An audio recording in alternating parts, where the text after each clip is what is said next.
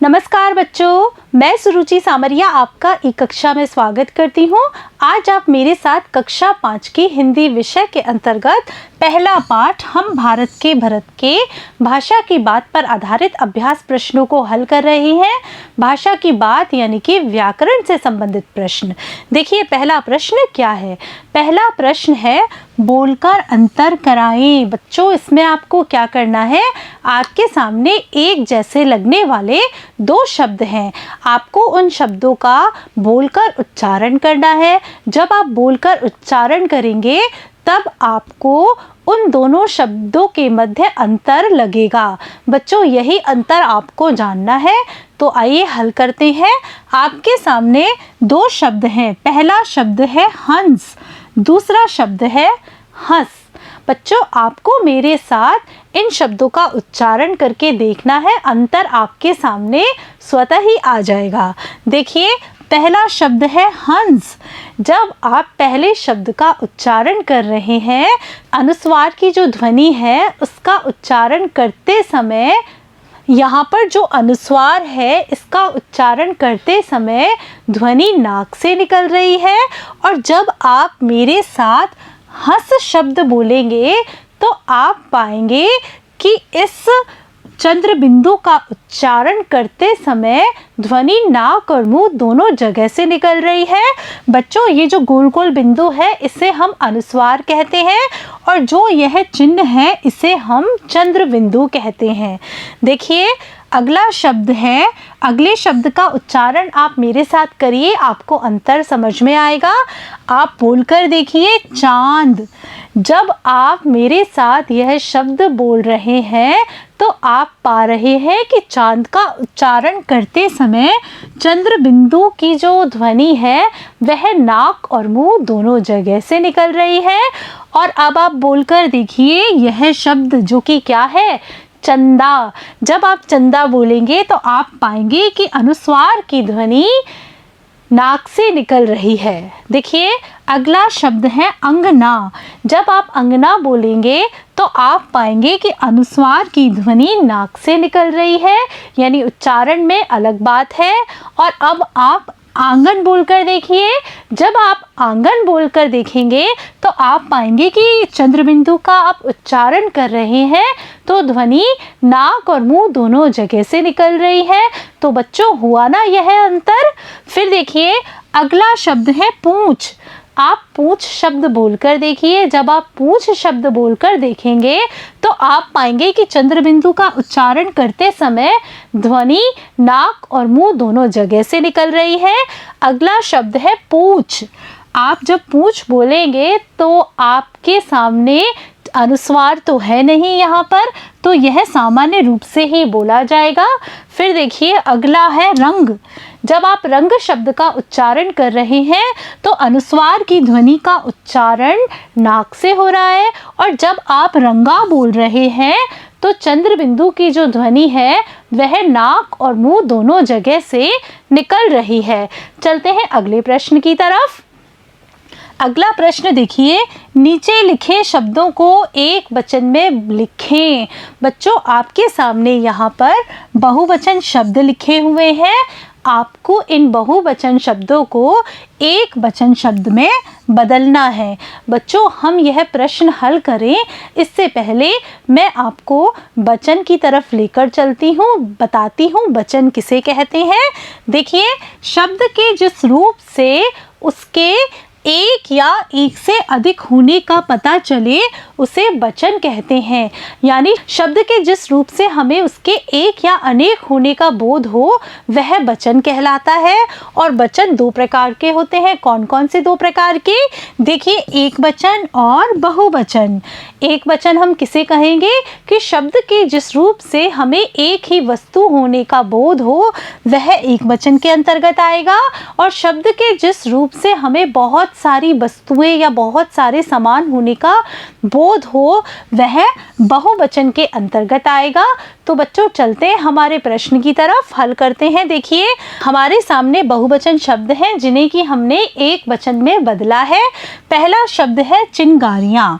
चिंगारियाँ का अर्थ होता है आग के बहुत सारे कण, और जब हम इसे एक वचन में बदलेंगे तो हम करेंगे चिंगारी, जिसका कि अर्थ है आग का एक कण। फिर देखिए फुलवारियाँ। फुलवारियाँ का अर्थ होता है फूलों की क्यारियाँ, बहुत सारे फूलों की बहुत सारी क्यारियाँ।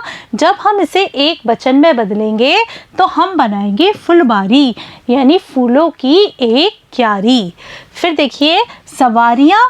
सवारियाँ का हमने बहुवचन से एक वचन में बदला तो बनाया सवारी।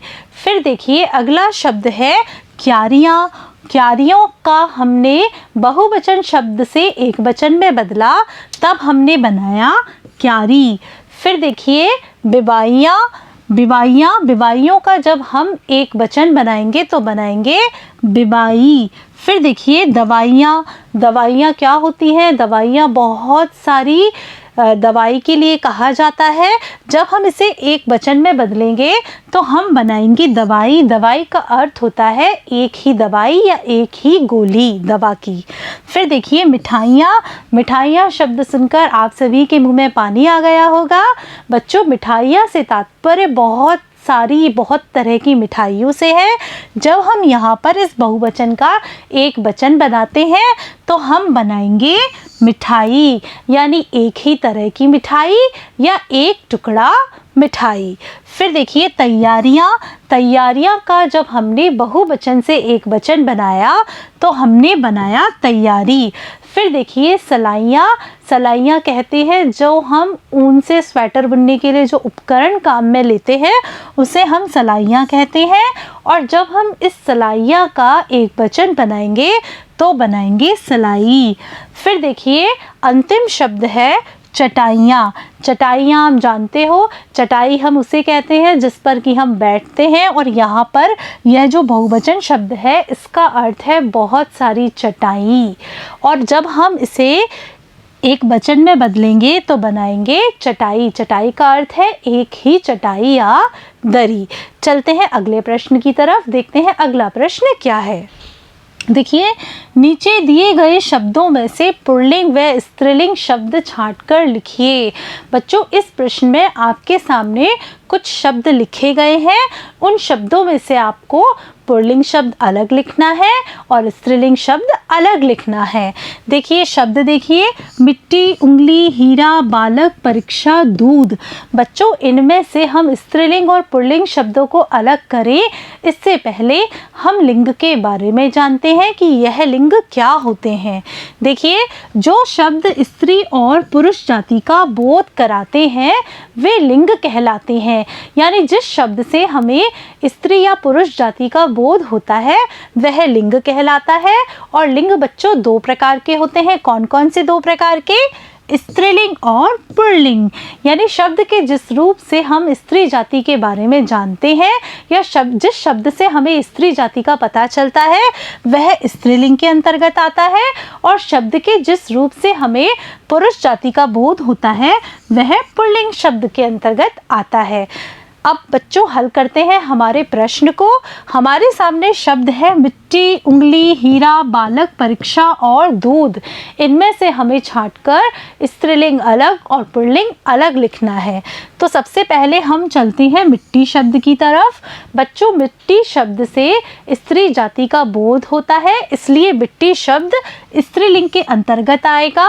अब हम चलते हैं उंगली की तरफ। बच्चों शरीर के जो अंग होते हैं उनमें से उंगलियां जो होती हैं वह स्त्रीलिंग होती हैं, और जो अंगूठा होता है वह पुल्लिंग होता है। तो यहाँ पर उंगली शब्द स्त्रीलिंग के अंतर्गत आएगी। फिर चलते हैं हीरा की तरफ। बच्चों हीरा एक पुल्लिंग शब्द है। देखिए इसे हम पुल्लिंग में लिखेंगे। बालक, बालक से हमें पुरुष जाति का बोध हो रहा है, इसलिए यह शब्द पुल्लिंग शब्दों के अंतर्गत आएगा। अब हम चलते हैं परीक्षा की तरफ। परीक्षा जो शब्द है वह एक स्त्रीलिंग शब्द है। फिर देखते हैं आगे दूध। दूध शब्द को हम पुल्लिंग शब्द के अंतर्गत लाएंगे क्योंकि यह एक पुल्लिंग शब्द है। चलते हैं अगले प्रश्न की तरफ, देखते हैं अगला प्रश्न क्या है। अगला प्रश्न देखिए, हम बालक अपने देश की सेवा के रूप में कौन कौन से कार्य कर सकते हैं। बच्चों, यहाँ पर आपसे पूछा जा रहा है कि आप छोटे छोटे बालक हैं, अगर आप देश की सेवा करना चाहते हैं तो आप अपने छोटे छोटे हाथों से कौन कौन से कार्य कर सकते हो। ऐसे कौन कौन से कार्य हैं जिन्हें कि आप करोगे तो देश के लिए सेवा के रूप में वह गिने जाएंगे। देखिए, देश की सेवा के रूप में हम पर्यावरण को शुद्ध रखने का, स्वच्छता व सफाई का, पानी बिजली बचाने, वृक्ष लगाने, वृक्ष काटने से बचाने जैसे कई कार्य कर सकते हैं। बच्चों, जब आप इन सभी कार्यों को करेंगे या इनमें से कोई एक कार्य भी करते हैं तो आप पाएंगे कि आपको अपने अंदर बहुत ही अच्छा लग रहा है, आपका मन बहुत खुश हो गया है और इन सभी कार्यों से आप अपने देश की सेवा कर सकते हैं। बढ़ते हैं आगे। आपके आसपास देश सेवा करने वालों देशभक्तों के बारे में जानें। बच्चों, इस प्रश्न में आपसे आपके आसपास जो लोग हैं जिन्होंने की देश सेवा करी हो या जो देशभक्तों की श्रेणी में आते हो उनके बारे में आपको जानकारी इकट्ठी करनी है। इस प्रश्न का उत्तर होगा, हमारे यहाँ अनेक देशभक्त हुए हैं। कुछ नाम ये हैं: महाराणा प्रताप, भामाशाह, माणिक्यलाल वर्मा, हरिभाऊ उपाध्याय, जय नारायण व्यास, हीरालाल शास्त्री आदि। चलते हैं अगले प्रश्न की तरफ, देखते हैं अगला प्रश्न क्या है। भारतीय व अंग्रेजी महीनों के नाम लिखो। बच्चों, यह बहुत ही सरल प्रश्न है और इस प्रश्न का उत्तर तो शायद आप लोगों को आता भी होगा।